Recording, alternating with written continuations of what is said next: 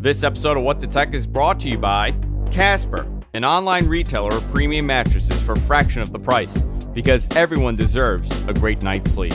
Get $50 off any mattress purchase by visiting casper.com/Andrew and enter promo code Andrew at checkout. What the tech?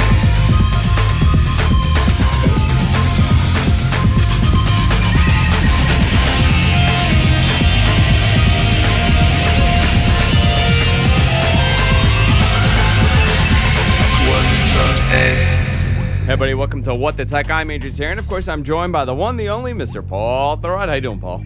Hello. Hello. Hello. How are you? Good. How's everything? Pretty good. How was your week? I always ask you because you always seem like you're running out of time. You're like 5 minutes. You just need 5 more minutes. Actually, when you called me, I was surprised it was already 3 o'clock. You're the hardest working man I know. The day always gets away from me. Today is actually a good example. Like I woke up, whole day in front of me. I got some stuff I want to get done, no problem. But you don't work late, right? Like I've tried to I don't figure work out. at night. Yeah, Well, like I've tried to I figure out should say- like when I could message you, like with the time frame. I know it can't be before like 8 o'clock, and it should never be after like 6. Well, I mean, it doesn't matter if you do it at other times. I'm just not there. Yeah, you're just never there. Yeah. Sometimes I don't work every night, but I would say 2-3 nights a week. If my wife is out doing something, she runs errands, driving the kids around, or is doing things with her friends. She's like in writers' clubs and whatever. Yeah, I mean, I'll sit in front of the TV and I'll work on stuff because I do stuff that's like some of the stuff I do is not like writing. It's the stuff that I have to do so I can write about it, and some of that stuff takes a lot of time. One of the things I've been working on, actually, it's funny how long ago this is now, because throughout this year, a couple of times I've gone to Windows 8 PCs and tried to work up this clean PC thing like I did for 8.1 and for 7, and it is freaking impossible. And I wasted almost all day Friday, almost all day Saturday, convinced I would be able to write something up Saturday at the latest, and I still haven't done it because now I've found one thing where something actually worked, and I'm not so sure. I want to be really clear about it, but it's a lot of time. Like these computers, they update really slowly. You have to upgrade to 8.1 or do whatever you're doing and do restore and reset it, and they take forever. So Also, you're taking notes while you're doing it, right? Yeah. So but it's not direct writing. Like a lot, sometimes like I can, we'll say that like I've got these things over here on the side. You can't really see them, but I work on this stuff and it's doing its thing. And so if I'm in here during the day, like I'll write on other stuff. I'll write about other things. And I have to keep going back, make sure it keeps going, see what's happening. And it's a lot of work. It's work. It's what it's work. It's what I should say. It's what passes for work in this modern age. I'm not like tilling a field or anything. Yeah, like but I mean, it's still work though. You still have to put thought behind what you're doing. I mean, you write.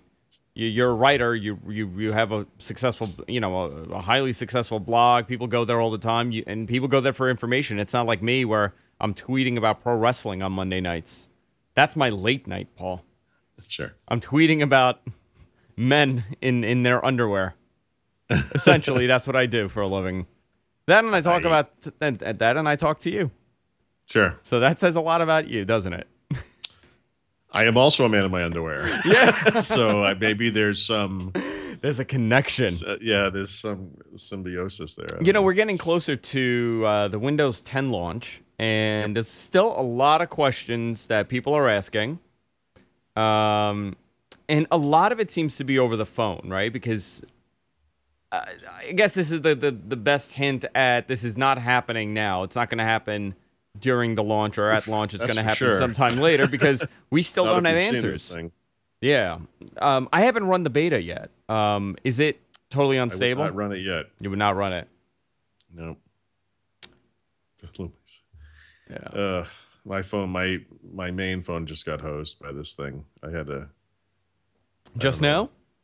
Today's last night. I mean, I knew it was coming. I don't know. I think what happened was, so I have a Lumia 930, and so sometime months ago, I must have installed the Windows Insider app on it, expecting to, update to the beta when it came out. And then that first beta that came out was only for a handful of phones. And so, and then I found it, it was kind of a stink bomb and I kind of forgot about it. And then a later beta, which I want to say was from a couple of months ago, was the one where they blew it out to virtually every supported Lumia phone in existence, except for a small handful of phones, one of which was the 930. And by that point, I knew that I didn't want this on my main phone, and I stopped thinking about it. And so, I installed it on other phones and all this other stuff. Well, with the latest build, they applied it to the 930, and I never took the app off or thought about it. And so I got this message that, hey, you're ready for an update. And you can kind of not now it, for a while, not now, not now, not now. But after a period of time, it just goes. And it just does it. I didn't know that. Yeah, it happened overnight. So someone was asking me about this, like, could I,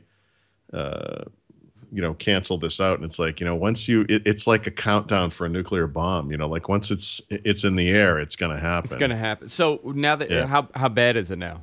That's awful. It's destroyed. Like what's like everything? Just. Yeah. I mean, the performance is non-existent. I mean, here, like, so here, this, I won't be able to hold it here long enough, but, what does that say? It says loading. Okay. And you're probably wondering, like, what are you loading app or whatever is it trying to load? The start screen. Oh my God. So, I mean, I don't think I can hold my hand in the air long enough for you to see the start screen, but it will eventually. Are most people experiencing these problems, or is it just, because I would imagine that since the hardware is the same and everything is the same, you would have the same experience, that awful experience all around. But I talk to people all the time, and they tell me that they're fine. They don't have any issues with theirs. Those people are wrong. Yeah. And, maybe I actually call them wishful thinkers. And I love their, their optimism and all that. But no, there's all kinds of things wrong with it. It's just it's not in very good shape. I guess if it's your secondary phone, then there's no, you're not really going to suffer as much as you would. Yeah, that's your main driver. And that's the point. But even on my secondary phones, like I actually, here it is. The start screen came up. I mean, look how stupid this looks. Like gigantic tiles. It's awful. They're gonna have. So I feel bad. I mean, I would hope that they get this released by October. I think that's probably the right time frame. Yeah. I'm sorry. This is so distracting to me. I spent a good part of today offloading the photos from this phone just in case, because I can tell I'm going to need to wipe this thing. Totally blow it out. Yeah. And I've had to switch to a different phone because, I can't trust this thing. It doesn't work. I actually, I had a phone issue today with the LG G2. I wanted to, I'm not using it. It's not my main phone anymore. So I just let it sit there. And I thought, you know what? Maybe I should just wipe everything out and get rid of the root and get rid of the ROM I have on there and just start over and get like the stock, LG experience. Yep. And do the update to Lollipop. So I go through the whole thing. I go through the tools to unroot it and install everything. And then I realize how awful this thing is. Once I put it back the way it was supposed to be, and what they did, they skinned it with this ridiculous skin and this crazy, notification bar now, where it looks, it's not the pure Android experience, and it's the most awful thing in the world. Like, it has, normally, let me see if I could pull this up. Like, normally you have like that back button, the home button, and then the there's like another one, the options. The button, there's like four of them, and none of them means anything. It's like a triangle, a circle. Yeah, that's Android. An 5. X, and yeah. And I'm like, I don't know what this is. Right. Like, what does the circle do? What does this one do? Actually, let me look at this one. I think I have one right here. So let's bring this thing up. It wasn't a stock Android one. Like I obviously have it on. Well, no, this I mean one, in the stock Android 5 Plus UI, right? It's a triangle, a circle, and a square. Yeah. And it really, I mean, this is the type of graphic user experience, I don't know what you call this, design that Microsoft is trying right now with Windows 10, and I really don't like it because it's inscrutable. I mean, the triangle's back. That's easy enough. The circle is, I guess, home. Home. And then the square is that app list thing. And in Android 5, it's they're like Rolodex cards or whatever. Yeah, and then they have like long holds, and then you have like a short hold and like a double tap, and it does something else. So like you got to be able to like overload it. You know for some what reason. it is? Depending on the phone that you're using, it's going to have different functionality. Each of those like commands. So if I double tap on my phone now, my Samsung, the double tap on that triangle will do something totally different than it would on the LG. Maybe. Okay, I don't know about that part of it, but so I just think it's bad UI. I mean, I don't know. You know, the last version of Android grew on me. We were talking earlier. I really like the 640, the Lumia 640. And you wrote a post about it saying that it was going to be here on Friday. It is, and it is on Cricket, but not the XL. Not the XL. Okay, right. That's the one I want. It's here now. Yeah, it's okay. You know, it's a kind of a nice mid-level phone. Because the last one I have is like the 530, the Lumia 530. That little tiny. Yeah. That's the last Lumia I had. No, I know. They sold so many of those things. Do you have it with you now? Yeah, you do. It's a like I don't know if you can. It's interesting because I just looked at an Android. So this Android device is an Nexus 5, right? So it's a couple of years old, I guess. You can kind of see they're You can kind of see they're similarly sized. I mean, looking at it dead on, the screen's beautiful. It's get off to the side, it's not as great, but the performance is really good. I mean, this is a nice one. If I could have used my AT&T SIM in this, I would have run around with it as my main phone for a few weeks. In fact, that would have been very useful right now since my other phone is just sitting there sad. But it's only on Cricket, so. Yeah, it's locked to Cricket. My understanding of Cricket is an AT&T subletter. I'm not sure what their official term is, but my understanding of this is that if you... I don't know. Actually, I thought maybe 2-3 months down the road they would unlock it for you or something like that. You probably could do it now. No, I don't know. Like on Android, they allow you to change a lot of those settings. Oh no, not in the phone OS. You couldn't do it.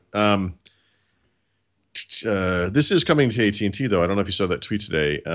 And the XL is coming to AT&T as well. But I don't think this is hitting AT&T until June. And the XL, it's completely up. Yeah. So by that. At that point, by that point, they probably will have announced whatever flagships are coming in the fall or whatever. I wouldn't. Yeah, I mean, I think the nice thing about this phone is that it's about $120. It's not unlocked, but it's no contract. So I mean, we're starting to see more and more of these, right? These unsubsidized unlock, phones that you could pretty much take and use via the AT&T Go plans or regular plan. And Asus is really betting on this being their entry into the smartphone market in the U.S. They've done well in Asia and overseas, but they really haven't been able to do anything here. They announced these Zen phones a while ago, and they're looking at these. I'm looking at this. The specs look great. They're 4 gigs of RAM. These phones, $100 to $200. So.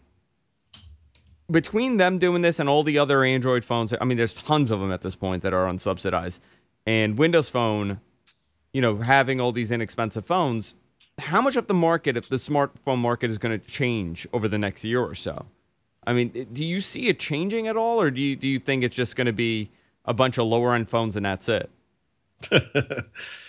Well, I mean, that's the thing. So, when I probably told this story previously, but when I bought the iPhone 6 Plus last fall, I did it on one of those Next plans, right, which AT&T has. The Next plans are sort of a halfway house between full-blown subsidized and full-blown you're paying for it outright. Verizon, right? I forgot what Verizon calls it. I'm on that Verizon version. Has one as well. Yeah, I'm on the Verizon version now. So, and I think that's how the United States gets to these true non-subsidized plans, baby steps, right? But the thing is, my intention all along was to pay that thing off at some point and get that additional amount off my bill, because my bill is whatever it is per month, and then having it on the Next plan added another, I think it was $45. It was a lot of money per month, So I had paid for that thing for, let's say, at least 4 or 5 months, 6 months, something. I mean, it was, when did it come out? September, October, whatever it was. So I this was maybe a couple months ago. I paid it off, and I owed. It's granted. I got a 6 Plus, so it's more expensive right there. And then I got the mid-level one, I think 64 gigs of storage. So you paid like $2,000 for your iPhone? No, but like my payoff amount I'm forgetting. I'm going to be wrong with the math, but I want to say it was like $650 or something. And I was like, wait, what? or $600 or something. And I was like, really?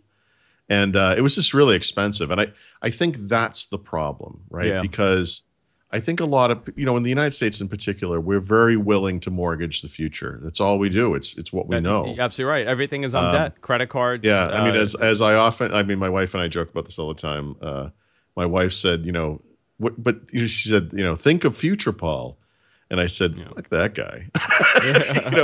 And that's the way I think we think, It's the whole lease mentality, right? You're essentially leasing a phone. The point being, in other words, let's say you really want a new Mercedes-Benz, and an entry-level C-Class Mercedes, like a nice one. It's going to be about $45,000. Most people don't have $45,000 in cash. Sitting in the bank, yeah. Yeah, and so we have options with cars. Most people would actually, well, I don't know most people, but some big audience of people would lease that vehicle in a bid to keep the monthly cost down, right? And so maybe it's $300 a month or whatever the price of that thing is. And then if you wanted to actually buy it outright, where you would put down some money on a lease, but the amount you'd put down on a lease would be fairly small. The amount you would put down on a purchase could be whatever you wanted, I guess, but you would want to make it higher to keep the payments down. And so maybe you threw $10,000 on it if you had that, and then you mortgaged essentially the other the rest of $35,000 over maybe 5 or 6 years, right? Which you can do. It's a lot of money per month, and if you go and you can get the payoff value of that car at any time, and in a year from now or 2 years from now, maybe the cost is $25,000. It's still a lot of money, and I think for a lot of people, that's something they could not buy. And yet they own it, sort of, right? Now they have it anyway. Theirs, and I think phones are just the same thing. An iPhone 6 Plus that costs $850 retail, confronted by that cost, no one would buy one, which, by the way, we know because when the iPhone first came out, remember, it was $600, $700, whatever dollars. And they dropped the price immediately. The thing, it tanked. And it wasn't until they really dropped the price and then, of course, expanded it to other markets and carriers that the iPhone finally took off. So, but we're also a society of we want the latest and the greatest constantly. That's what I mean. In other words, this gets us what we want. Most people, I could hold up this phone and say, this Lumia 640 thing is $120. Anyone listening to this could afford to buy this right now. You do a pay-as-you-go plan on Cricket. It's AT&T's network. It's full LTE. It works great. This is a solid. It's solid. It's not cracky and junky like the 535 or it's a nice piece of machinery. It's not a beautiful camera. It's not the latest, greatest processor. There are things that are not perfect about it, but it's a solid device. This would be a great phone for most people. I think most people here in the United States would kind of nod their head and say, yeah, I'm sure you're right. And then they go mortgage an iPhone because that's what we do. We're not going to, no one's downsizing here. You know what I mean? Like, we don't do that. We buy McMansions, we buy giant pickup trucks, whether we haul anything or not. We buy things we can't afford. I mean, it's just the truth of this country. And I do think there'll be more and more options toward the type of thing you're talking about, these fully non-subsidized things. And we see that, we see it happening. It's possible. Some people do it. It's ironically people who have more money tend to be the people who do it right now. The people who are buying these phones, I mean, no one is buying these phones, but I mean, that small audience of people who are buying such phones, whether they're low-end Lumias or Android devices or whatever, or a low-end iPhone, like an old iPhone that you can still buy, are basically poor people, But you know what? But let's say the 640 Lumia, right? The 640 that's coming out, or it is out. For not us.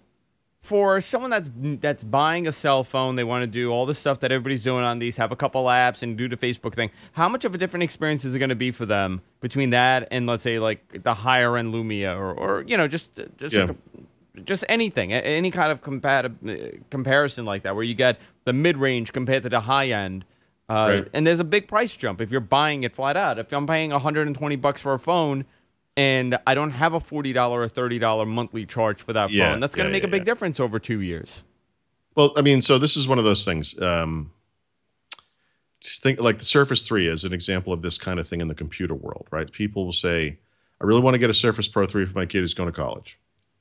4-year school, typically. Surface Pro 3 would probably get him through school, no problem. But get a Surface 3 for less money. It's very high quality, much of the same quality you see in a Surface Pro 3. It's less expensive. What do you think about that?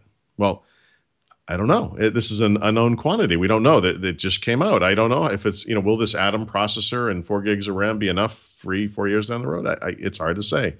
Will a Lumia 640 last you the 2 years of your contract? If you actually, you wouldn't be typically getting a contract. This is pretend, Yeah. You're going to spend $120 on this. You want to rationalize this over 2 years. I'm going to do a pay-as-you-go kind of thing on Cricket. Well, 2 years. Is this going to last 2 years? I think so. I mean, and again, I don't know. It's brand new. I have a lot of experience with these types of phones. I think so. Would a similar Android device also last that amount of time? Like a Moto, what's the small one called? The C or something? Moto G. C or the Moto X or the Moto I think E and G, maybe. Whatever those things are. Probably, yeah, probably. There are phones that are cheaper than these, right? You can buy like a Lumia 635 for $40 on Amazon, no contract, right?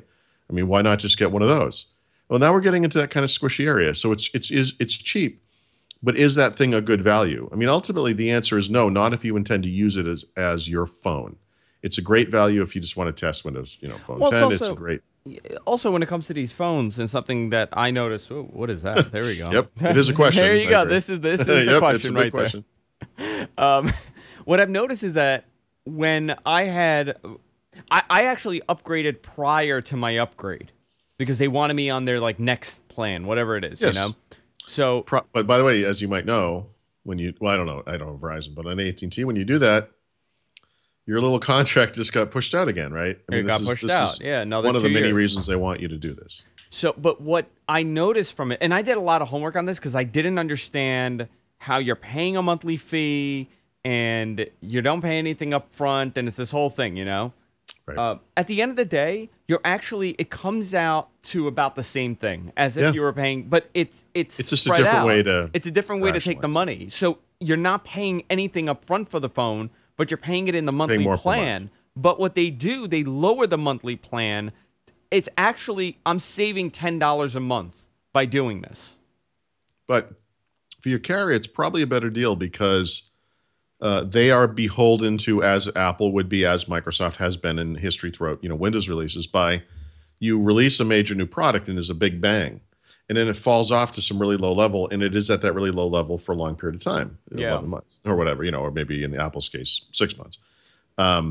This evens that out, right? The amount of money that these companies are taking in is now more even month to month. There's still going to be a bump, when there's a product release, obviously, but it's not going to be the giant mountain and the giant valley. It's going to be closer, and then the middle is not so far away from those highs and lows. And I think that's what they're looking for. It's why Microsoft, well, it's not why, but it's one of the reasons why Microsoft wants to do subscription software. Yeah, it's more. It keeps you as a the numbers stay the same. Oh, and it locks you in. Yeah, it locks you in, and you can kind of predict what the numbers are going to be in a year or two. I mean, ideally, you should be able to jump from carrier to carrier, whatever has the best deal that month. You should be able to use the same phone. You shouldn't, you should own that thing outright. Yeah. It shouldn't matter. And so, I'm lucky, and you are. I mean, that we could, if we wanted to, buy a device outright. We could get it unlocked. Like I got my iPhone unlocked after I paid for it. And so what that means is I can take this thing to Europe if I decide to go this summer and put a SIM in from some other carrier, and it will work fine. And so there are advantages to that. But it's like safety features in cars or whatever other comparison you want to make. Those advantages are typically made available to the richest people, not to everybody. And I think it kind of stinks that this system, we're stuck in this system in the United States that's based on a small percentage of people who can afford, that don't care how much a cell phone costs.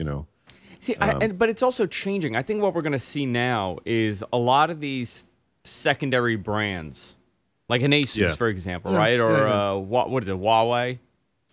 Huawei? Yes. Is that the name of that company? I think that's exactly right. When you say Huawei, I thought of the grocery Pennsylvania store company for some reason, the Chinese cell phone carrier. There are rumors that they're going to be the next Nexus device.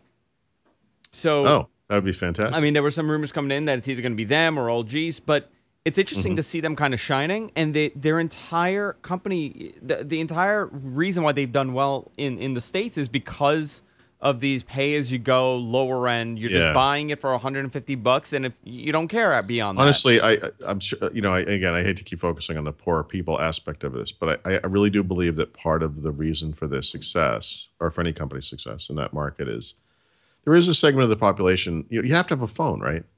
I mean, you're such a pariah if you don't have a smartphone, right? But they really can't afford it. And I guess this pay-as-you-go thing gives them the option. If the month goes south, they just kind of do without it for a while. They could probably take the data off it, but just keep using it as a phone, that kind of thing. It's sad. I mean, I wish that this was just the system. And I also think, that iPhone that I use as an example, that thing didn't cost Apple $850 to make, right? It probably cost them $200 to make. And what I'd like to see is that this change in the system changes the way that these things are priced, because I'm amazed by how much money you're able to charge for a phone. That's really just it's not actually worth that much money. The OnePlus is a great example of a flagship. Obviously the camera's not great, but the components inside, they are the highest. It could be, right? It could be. That's random. I mean, they could have picked a better. They could have picked a better camera, but regardless, it's a high-end phone. It's a flagship phone, and it's $200. Yeah. And you're getting 64 gigs. So companies are capable of doing this. There's no difference between my Samsung here, other than the camera being better, obviously. But is it $400 better? Should it be $400 better? Like an iPhone and the OnePlus. Should it be $400 more? It shouldn't, but that's just how it works. Is an iPhone 6 $400 or $500 better than this Lumia 640? No. I'm hoping. Is it better? Yes. Google, and it's so disappointing because Google had such a chance, and they were really on the right path with this Nexus line, where they were doing the unsubsidized thing for $299.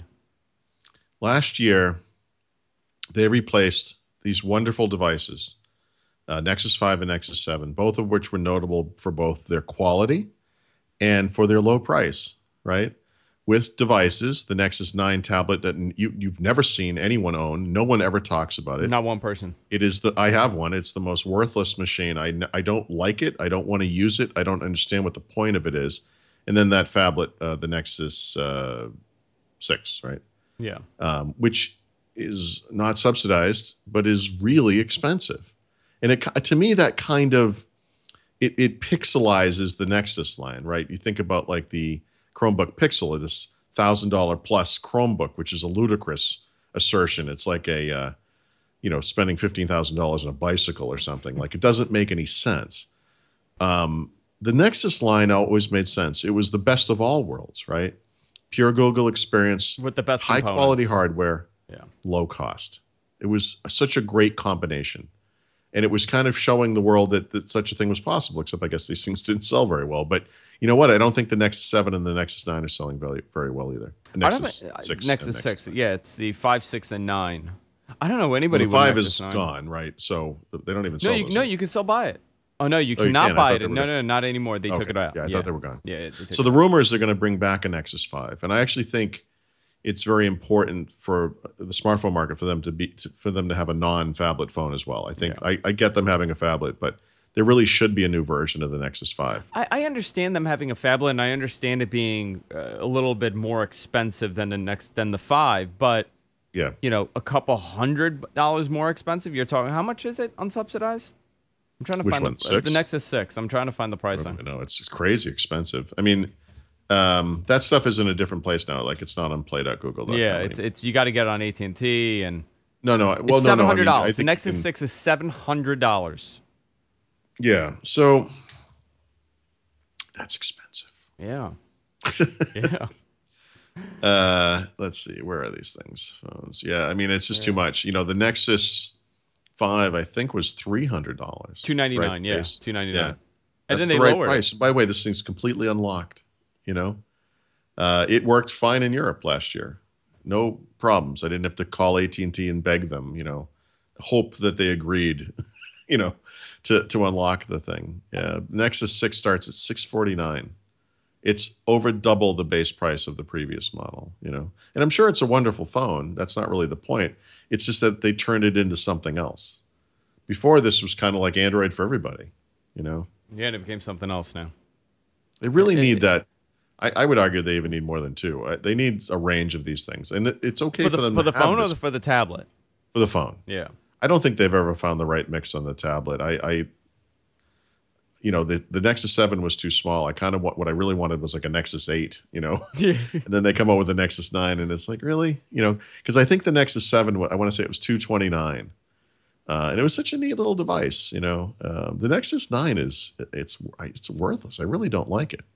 I'm surprised that we still, there was an article I was reading last week. Now we're talking about tablets and what people are buying, and everybody thinks, the iPhone, the iPad, or like the Samsung Galaxy Tab, and it's not those. Yeah. It's those like Rite Aid and CVS tablets that they sell. Those like no-name tablets, and you look at the specs on some of these things, and they're great. I mean, the specs are really high up there, and you're paying, let's say, $150 for it, but who's buying these things? Like, who's going into a drugstore and buying a tablet? Right. It's like, I need to get some deodorant and shaving cream, and oh look, there's a tablet. But people are, because apparently they're taking over the market. The Android market is getting saturated with these, white label. I think they call them white label, tablets that are made from who knows what company.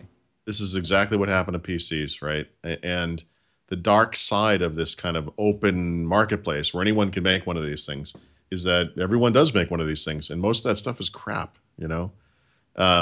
Samsung tablets are probably the best sellers of the mainstream, Android tablets. And honestly, I mean, have you ever seen one of these things in the world? Like, they're just not really kind of out there, and it's weird. Like, they just announced. I'm trying to find them. Yeah, like. White box. Sorry, they're called white box. White box, right. Yeah. So you can buy a Samsung Galaxy Tab 8-inch tablet, 16 gigs of storage, which is not much, but again, $229, right? That's what Nexus should be. There should be one of those. I mean, these white box tablets have overtaken the iPad sales. Yeah, well, of course. I'm trying to find a brand. This is the barbarians at the gates, Yeah. They're called a horde for a reason. Okay, the Onda V989. The Onda? The Onda. Onda. ONDA. I've never 2 heard gigs, 2 gigs of RAM, 32 gig storage, Retina display. It's an iPad clone. What's the model number? The ONDA V989. Take a look at this. It's an octa-core processor. I don't know what processor is the A80T. It's an octa-core. I love that term. Yeah, it's a total. It's an iPad. I mean, it looks exactly like an iPad. Mini clone or iPad. I guess iPad. Yeah, iPad clone. It is literally an iPad clone. That's hilarious. I mean, look at the icons. Right. I mean, even the screen is an iPad. I'm gonna try to pull this up. What did I say the name is? The ONDA V989. V989. That's hilarious. Do they sell a mini version of one of these? I would buy one of these. Yeah, I think this is the mini version. No, it's not. It's 9.7. I mean, I'm thinking there must be a. Well, how much is? Well, first of all, by the way, this thing costs $179. That is amazing. Look at this thing. Hold on, I'm gonna pull this up so you can see the crazy great graphics. Look, is that Halo? Well, it looks like when this is a company that's in the business of ripping off everything. So yeah, it looks like Halo. Yeah. Look at this thing. It looks like an iPad. I'm looking to see if they have a. They do have they have 8-inch and 7-inch. 8 megapixel rear-facing camera, 2 megapixel front-facing camera. USB 3.0, 60% faster than USB 2.0. Sure. It's running Android 4.4.2. I don't know what is this? Is this like a Taiwanese company or something? I'm sure. I even like how it looks like the Intel logo. Look at this. Like the Intel chip. That's beautiful. Like the Pentium. Even the chip is a ripoff. Yeah. That's awesome. That's just hilarious. That's freaking awesome. This thing is awesome. Let's see. Do they? They actually make a Windows tablets too. I mean, you can't. Jeez. They have a.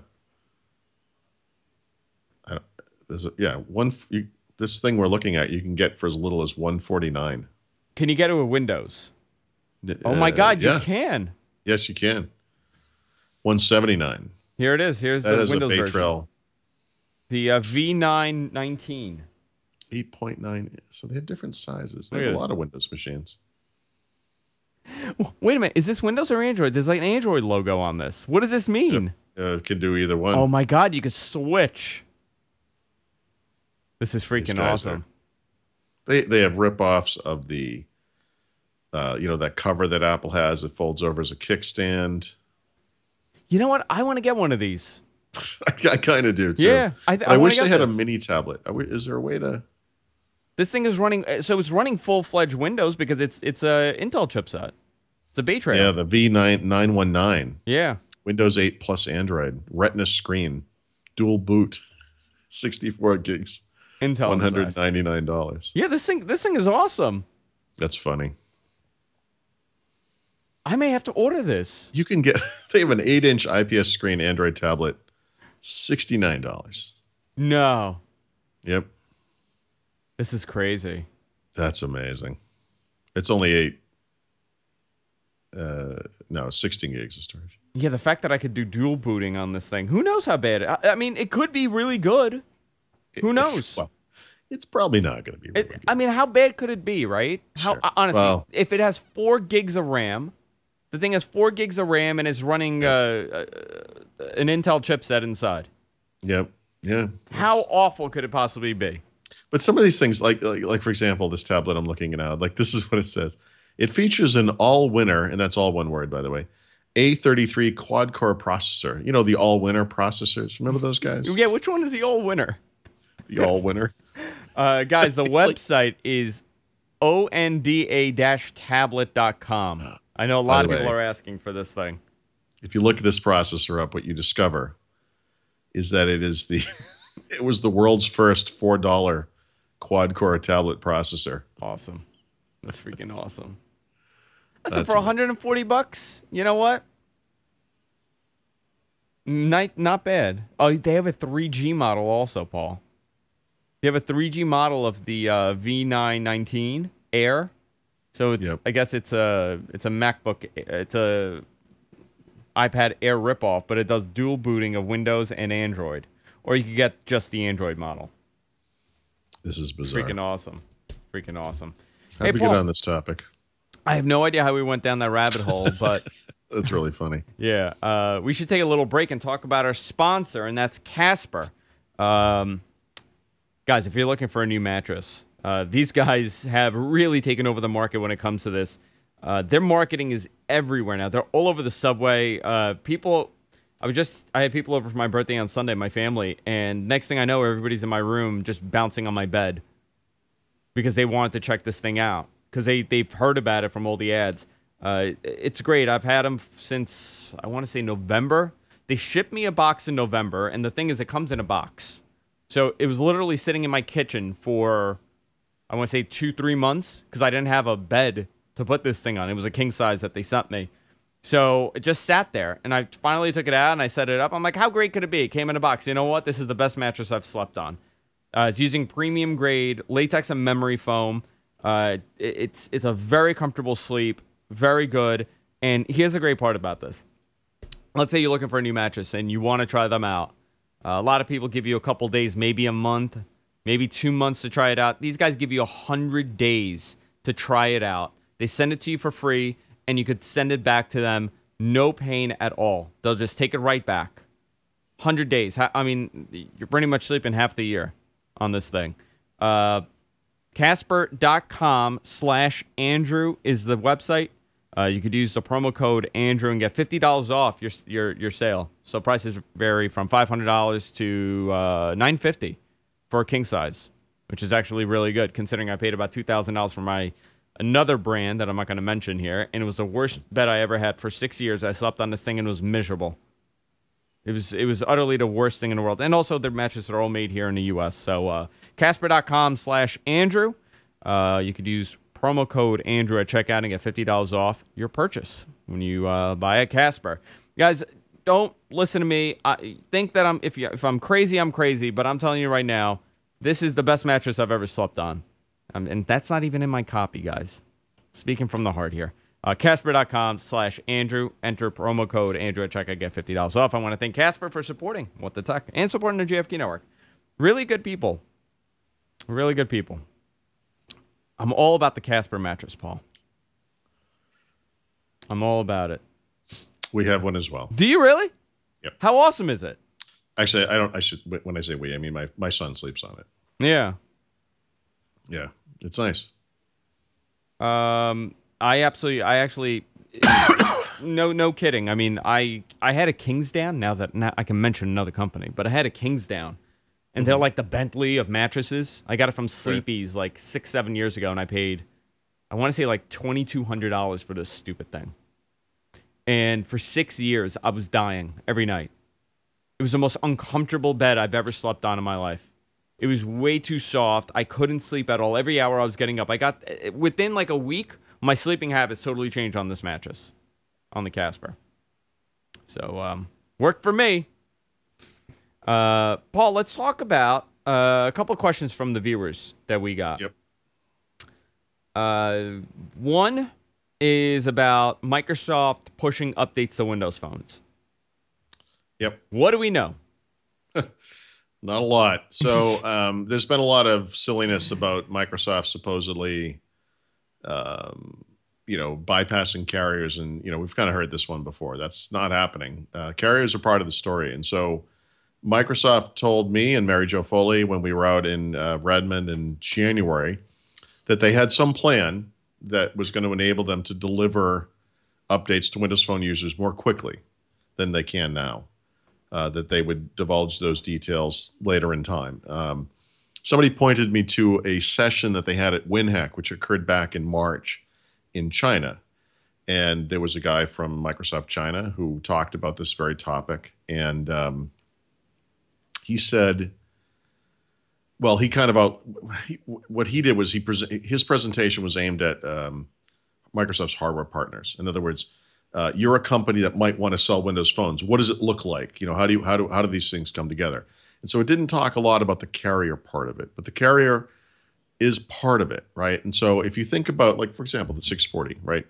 To us, this thing is a Lumia 640. It's a thing, and the fact that this is sold by different carriers in different places around the world doesn't mean a lot to people. But the truth is, this is not one thing. This is one of many things that are called the Lumia 640. In this particular machine's case, there are dual SIM versions or LTE versions. There are LTE versions with dual SIM, but aside from that, I don't want to confuse that part of it. Yeah.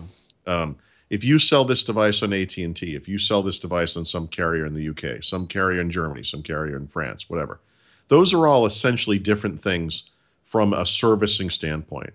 Because you've got different groups of people that have their hands in the updating process. Microsoft is one of those people because they make the OS, of course. Microsoft in this case is the second one too because they make the hardware. But the old days this would be Lumia because they make the hardware. They have firmware updates, and then there's the carrier, and the carrier has their own specific updates, and they have their own specific needs. They want to test updates, make sure they're not abusing their network, and so on and so forth. All three of those entities, in this case it's just two, have a say in when updates go out on this phone. But the final arbiter of that is actually the carrier, at least under the types of subsidized plans like we've been talking about. It depends, again, on the market and so forth.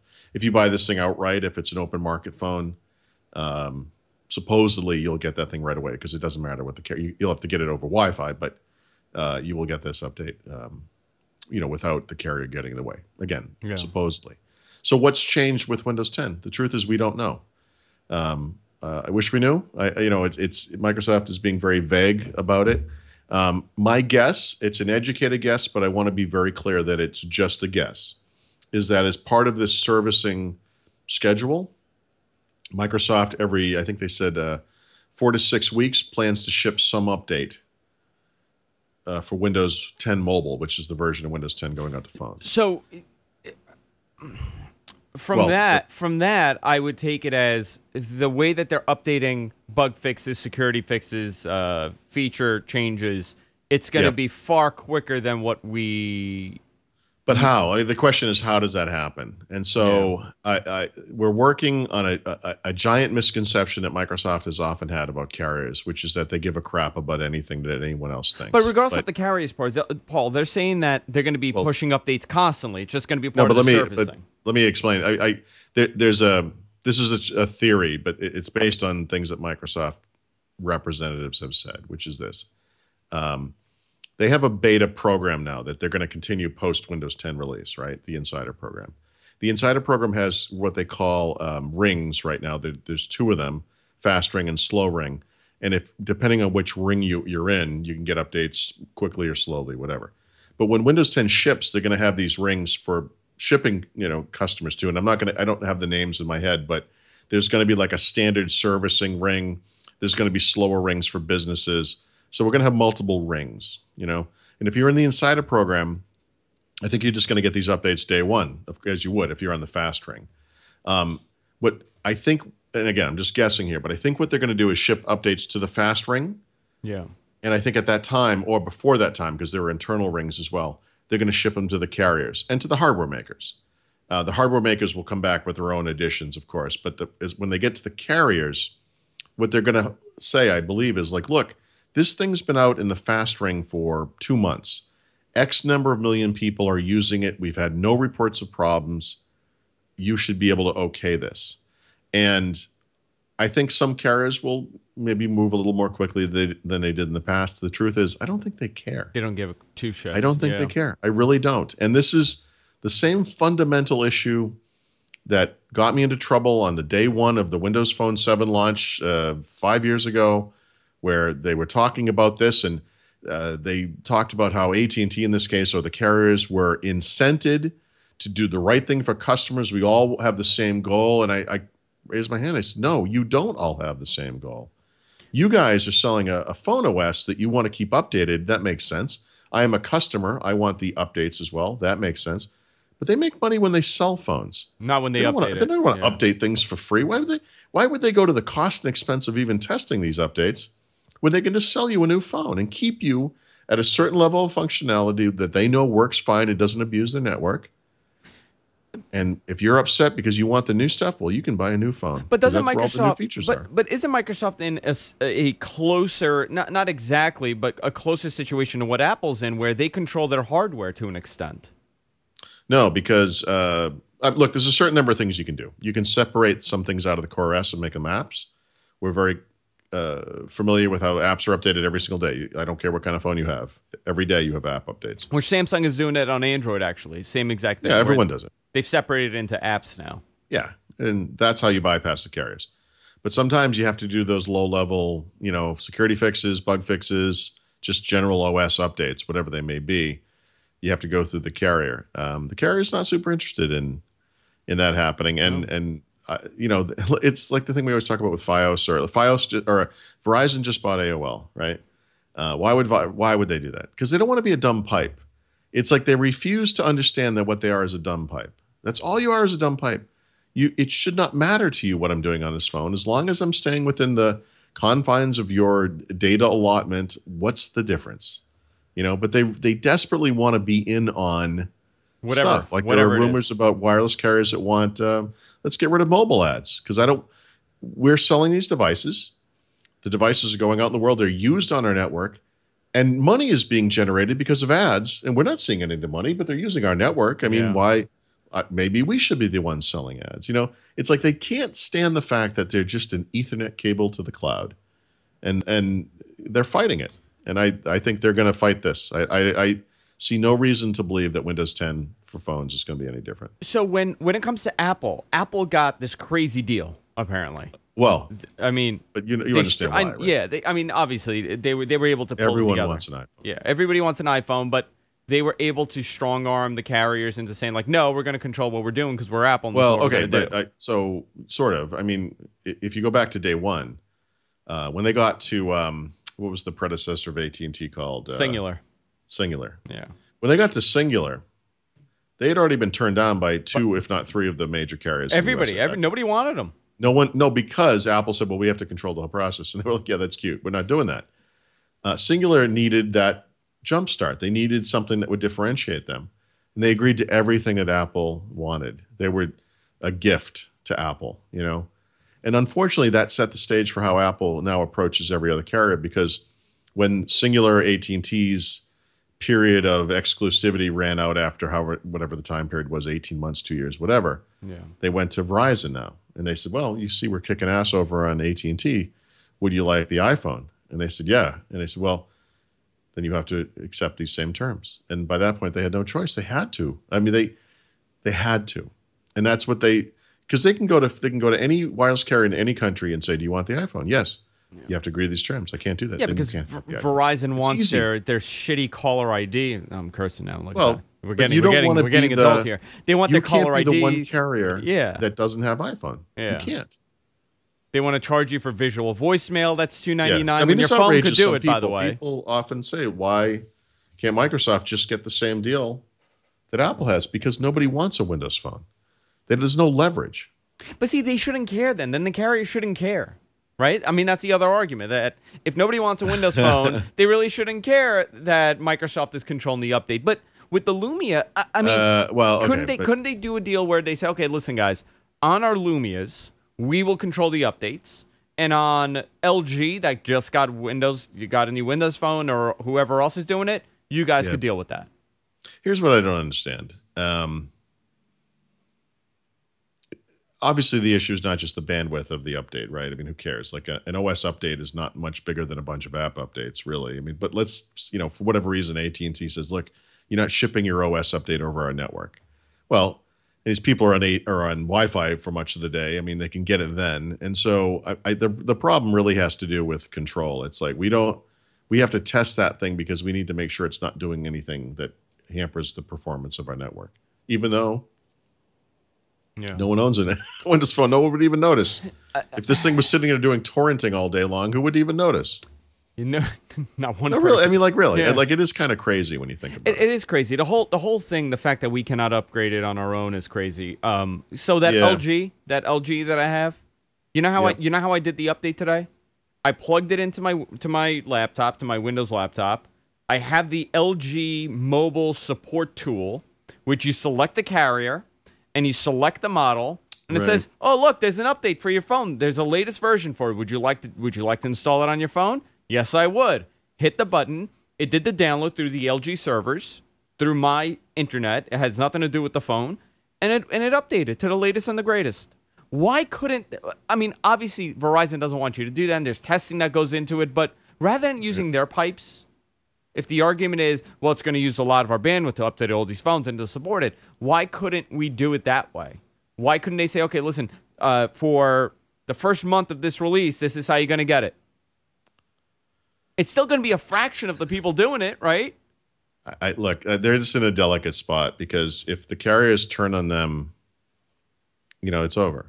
I mean, and we don't have that kind of system, like we were talking about earlier, where they, why don't they just sell signature edition Lumia phones on their website? Because nobody buys these phones. It just doesn't matter. Like, it's not going to help, that's the recipe for the end of times for them. That's how it ends, They have to bend over backwards and do what the carriers want. I'm sure they have all these great conversations where it's like, some guy from the carrier and some guy from Microsoft, they sit there and nod their heads a lot and agree, yep, the customer really matters, and this benefits everyone, and we have all this technology and blah, blah, blah. And then they ship phones that, like, the 1520 that doesn't have the wireless charging thing because AT&T's running on a different standard for wireless charging, and they want to push their bullshit technology.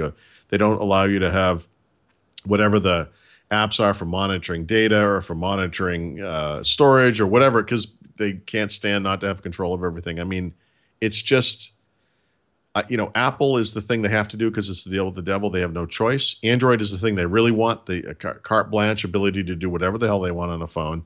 And then Windows Phone's this other thing, and it's like, ugh, like they don't even want to deal with it. Yeah. I just don't see this changing. I just don't understand how it changes. I hope it does. Yeah, I do too. And I would just say, for Windows Phones people, just get on the insider thing and run it that way. You'll always be up to date. Yeah, so I mean, that's the other option. At least Windows Phone users have that option. Yeah, they do have that option. Get in the insider program and just upgrade it manually through the insider program. I mean, that's how I did it. For Android, you don't really have that option, do you? I mean, you could root it, you could play with the ROM, but That's not beyond the scope of most people's experiences or wants, you know. So I got a message from somebody that works for the carriers just now. I'm not going to mention who it is, but he Yep. just messaged me during a rant. He works for one of the big two. And he said that the way that it works, LG will do the packaging and everything for this thing. Yep. Send it to Verizon. Verizon will do that testing. Then sit on it for about 3 months. They get their approval immediately. They tell LG, like, the bug fixes. They do, like, a small internal test. Within a couple of weeks, they know that this worked. And then they do nothing with it. And they do nothing with it, and they sit on it. So the argument from the manufacturer is, the OEM is, well, okay, so now that you know everything is working fine with your network, you know, maybe there's a radio issue, Wi-Fi, whatever it is, can we push it out? They go, no, you can't push it out. Yep.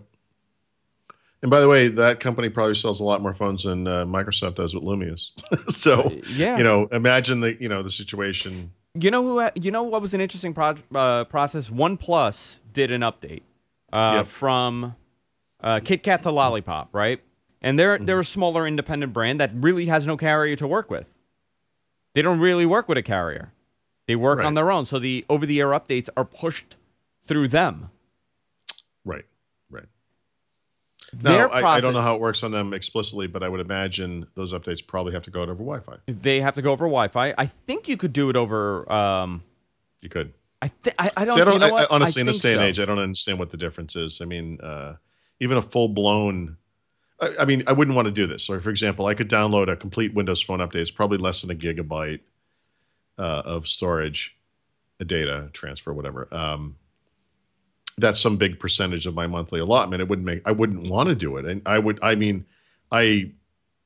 go into my mobile devices and say, only do this stuff over Wi-Fi, explicitly, because I don't want to pay for it. Yeah. So it's not a big loss to the carrier. Because you're going to be paying for it if you use it. So what's the difference? So with OnePlus, the way that it worked, they had done everything they had passed, but because it's that, what is it, the AOPS? Is that The Open Android. Yeah. It's like AOSP, I think. AOSP. They have to submit it to Google to get the certification. Okay. And that takes about 2 days or a day. But because you're a smaller brand, you're going to have to wait a week. Right. So they make you wait a little longer. So what they did, once they got the final approval, they just release it on their website, on their forum. They go, here you go, install it. You'll get the update in like 3 weeks, but if you want it now, there you go. And you know what? That worked. You kind of beta tested on a small group of people, and if they screwed it up, it was their fault because they didn't wait for it.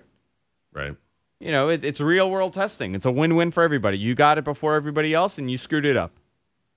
And the and the manufacturer now knows that, the OEM now knows how to fix this.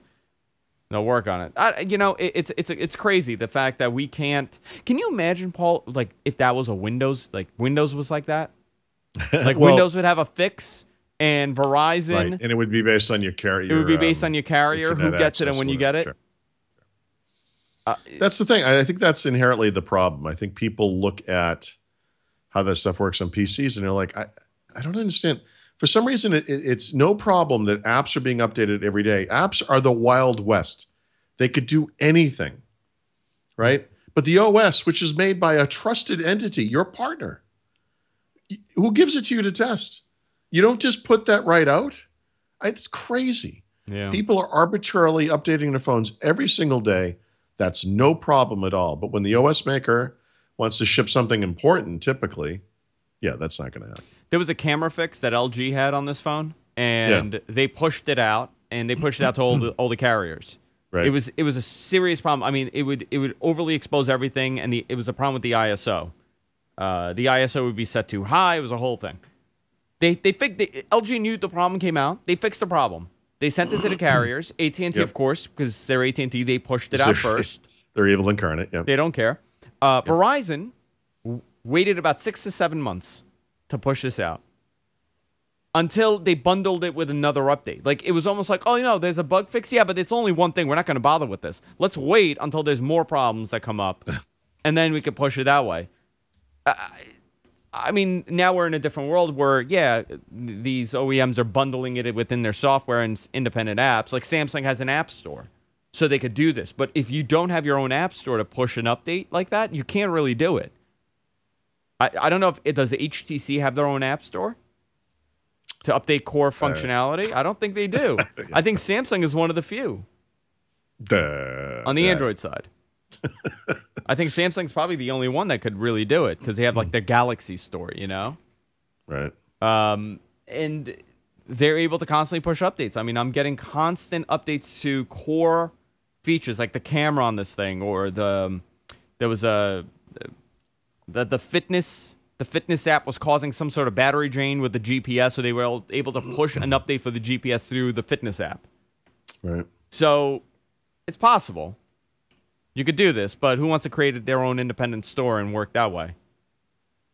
It's crazy. Now I'm getting worked up over this. Look at this. Yeah. So angry. Well, now. I mean, this is related to the subsidized thing. I mean, it's a big problem.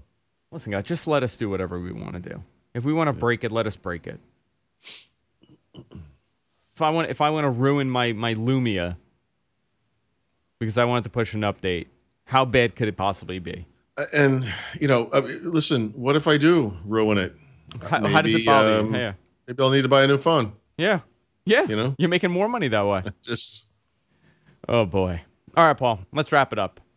Hey guys, if you're watching live, you can stay tuned. Watch our post show. We do a show called What the Talk that's exclusive on Patreon. Patreon.com/whatthetech. You can fund us there to get access to it. It's exclusively on there. People that fund our Patreon campaign get access to it within 24 hours. It's posted there, and a lot of people have been really into this the last couple shows that we've done. A lot of positive feedback because Paul is doing his Throwback Tuesdays.